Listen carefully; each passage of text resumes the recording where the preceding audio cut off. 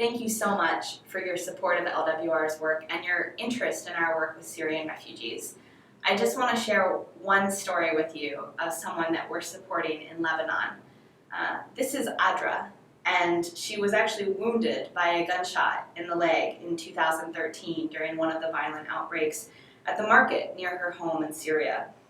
At the time, she was 3 months pregnant, and the situation got so dangerous that Adra and her husband felt that there was really no other choice than to move their family to Lebanon, where they sought refuge in a camp.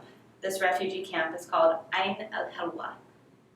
Due to the overcrowding in many refugee camps, life is hard for families like Adra's.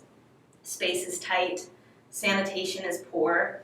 The camp itself is hosting an estimated 70,000 refugees, with thousands more arriving daily.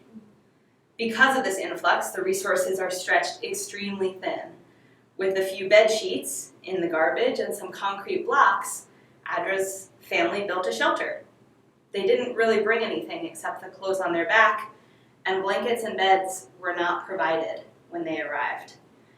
Adra said that it was heartbreaking to leave behind all of her belongings and to live in a tent in what is otherwise a wasteland.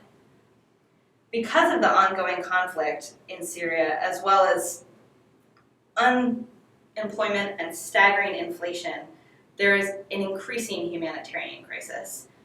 Like Adra and her family, few families arrive in refugee camps with clothes, blankets, towels, or any real supplies that they need to live their life. Most have little money for food, medical issues, or any other expenses. This was the issue for Adra a month before her due date on a cold winter day. She was anemic, her health began to decline, and she prematurely delivered a 4-pound baby girl who she named Lynn.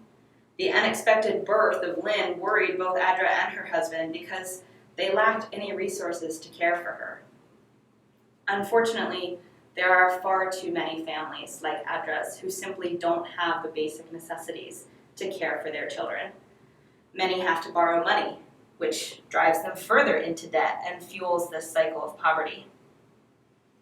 Adra's family received a baby care kit, a mission quilt, and personal care kits from LWR, full of the supplies that will help her family stay healthy. Baby Lynn is now wrapped up tight, and their mission quilt helps keep the family warm during cold nights. Thank you so much for your support of LWR and our work with Syrian refugees.